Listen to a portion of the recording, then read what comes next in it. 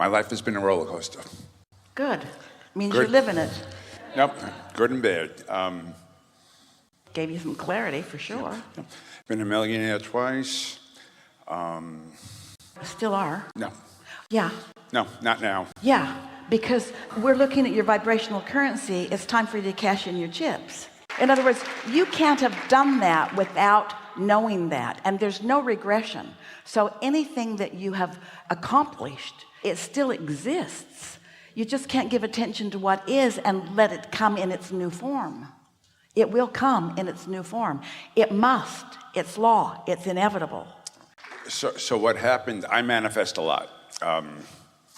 I'm in a job now that might not be my best job, so I told my girlfriend Wednesday night, I think Thursday might be my last day, because we have a long weekend, I could think about it. On my way home, I get into a car accident, and my car gets totaled. Someone smashes right into me. Coming home.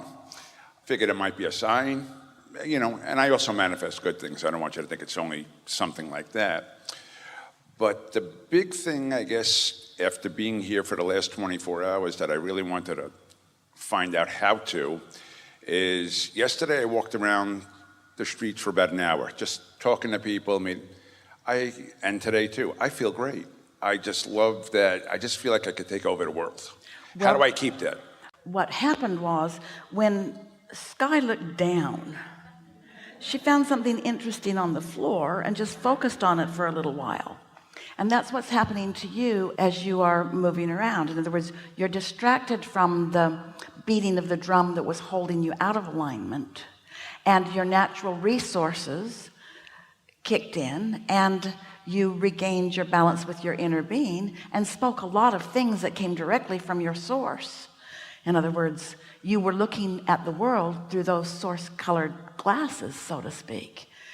Think about how you were trending right before the accident. Were you dismantling a job? In other words, what was going on there? There was a bit of anxiousness. I don't really... But what were the words that you were saying? You said, I said to my girlfriend, I think, what was it that you were saying about your job? Wednesday night I said, this job isn't my perfect situation, both money and physically. Tomorrow might be my last. You're rosing up those words a little bit. Those might have been your words, but what was your vibration about that job? Oh, it was no good. It was no good. You weren't saying, this is not a perfect job. You were saying, this job sucks. Yes, exactly. And let me tell you how it sucks. It sucks so bad I would like to kick it to the curb and kill it, was what was going on in your vibration. If I could stomp it into oblivion and make it cease to be, I would do that. If I had the power to stop that from existing. And then what did you say happened? I don't remember now. But that's what exactly. You manifested That was my real thoughts. Yes. Yeah. Yeah. Yeah. And so the accident, the car crash, was a path of least resistance. Your car was totaled. Was anyone hurt? No, she smashed into me. It wasn't it was her fault. Police were there. I was kidding around with the cops and the EMS.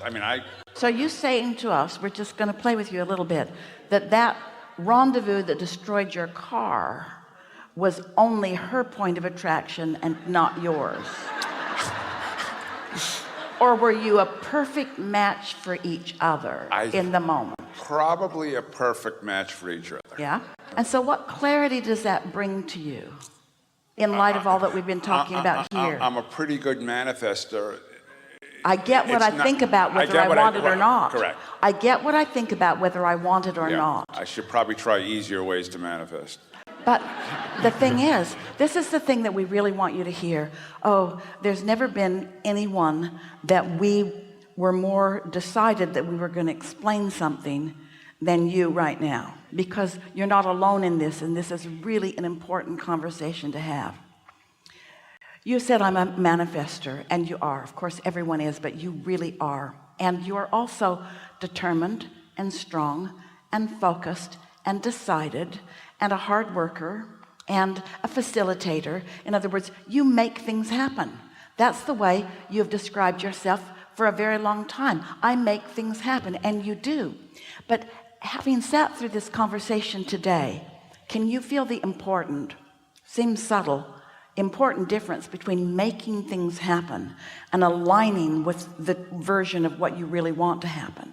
Because Esther's described herself as you in the early days, she would say to Jerry, well, I shine in a crisis. And Jerry knew that that was true.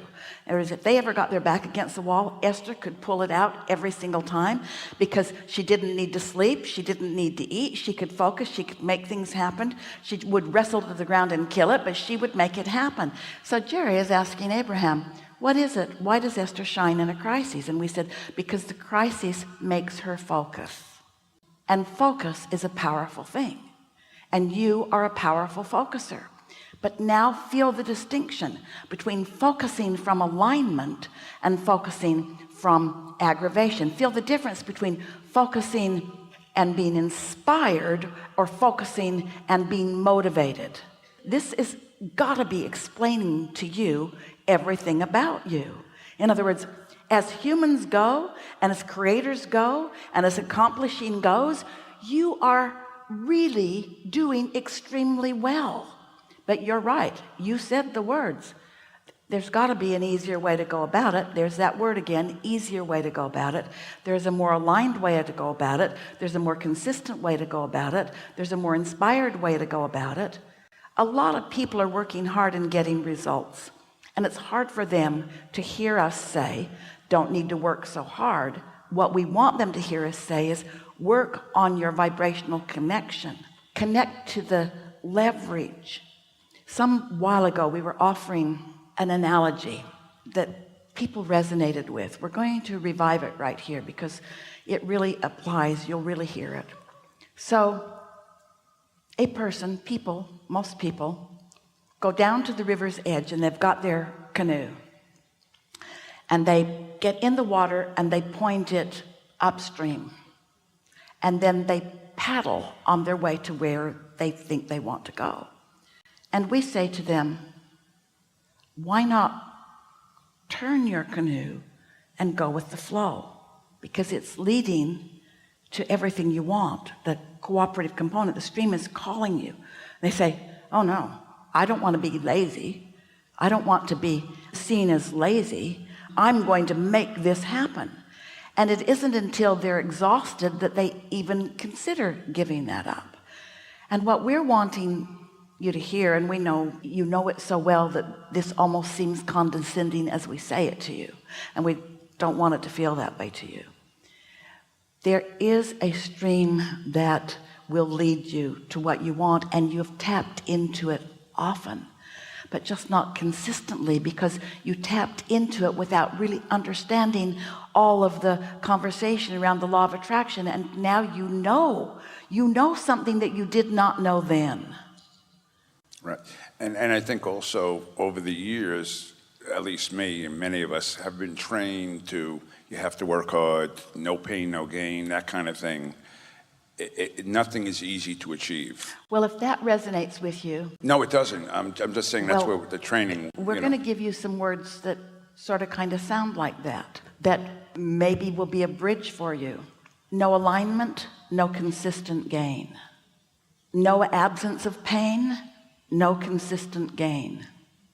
No awareness of whether you're pointed upstream or downstream. No clue why what's happening is happening.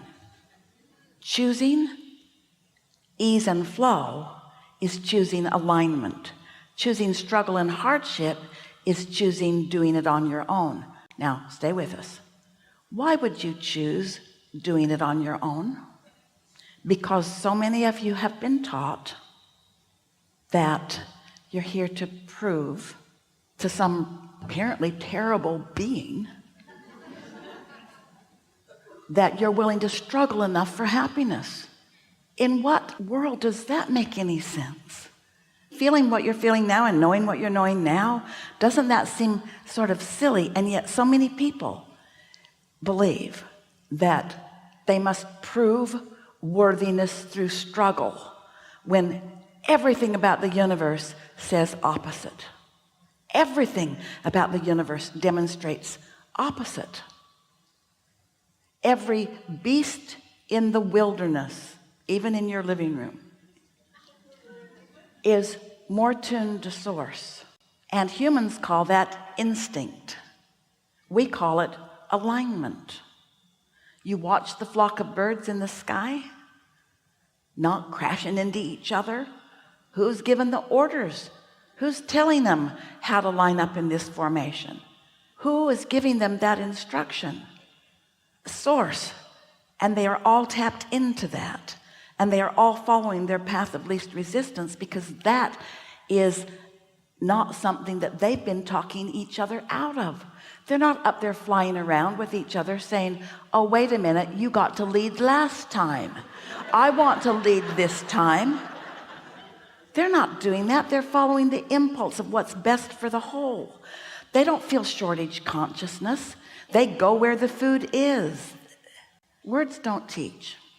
But as you have willingness to focus, as you all have had today, and you focus upon the words that are emanating here, and you feel the resonance or not, you feel what you feel about it, your own life experience that you recall and that is still coming will demonstrate the harmony of these words.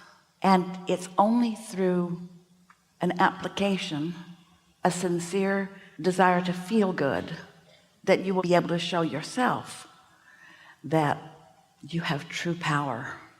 You can make it happen. You've shown yourself how strong you are. You can make it happen anyway. But whatever it is that you think is demanding from you the struggle and the hard work is wanting for you love and peace and flow and clarity and energy and alignment and vitality and flexibility and ease and flow and love and appreciation and well-being and interest and more and exhilaration and excitement and fantastic living of life. So follow those good feelings as best you can, and watch far more than you have ever accumulated before. Oh, we've seen your vortex. We're not making this stuff up. 2 people came to a seminar some time ago, both on the same day. Woman said, I'm an artist. I live on the East Coast. Now I'm here on the West Coast. I've come because I want to go to Hollywood. I want to paint scenes. I want to be part of all of that process. And on my way, she didn't have a traffic accident. On my way, someone broke into my car, took all my portfolios, and now I have nothing to show. And so I'm not going to be able to present myself in an appropriate way. And we said, wait a minute. Most of that stuff you painted a long time ago. It doesn't even reflect your talent now anyway. And all that you painted is still within you. So show up and paint. Show them what's current. Never occurred to her. When she heard it, she knew it then. A man at the same seminar. I'm in my 60s, he said. I've been very, very wealthy. I lost everything. Made some choices. Economy was bad to me. Had a long list of reasons. I've lost it all. And I'm too old to reclaim it again. And we said, wait a minute. What's in your bank account doesn't represent what your future manifestations are. It's what's in your vibrational escrow. It's what's in your vibrational reality that represents it. And so if you're lamenting the losses, you can't cash in your chips. But if you're basking in the knowledge that you hold, very often people come to these seminars who have been here before, and sometimes a person will be in the seat and they'll say, this is my 5th time, or this is my 6th time. And it makes others in the audience very angry with them and with us that we keep picking the same ones. But you know why they light up? Because they want it and they expect it. And so there's no resistance within it, which makes them a cooperative component, and it makes us a cooperative component. You see what we're getting at? Never worry about what's coming for you. Just go get it by following the thoughts that feel good.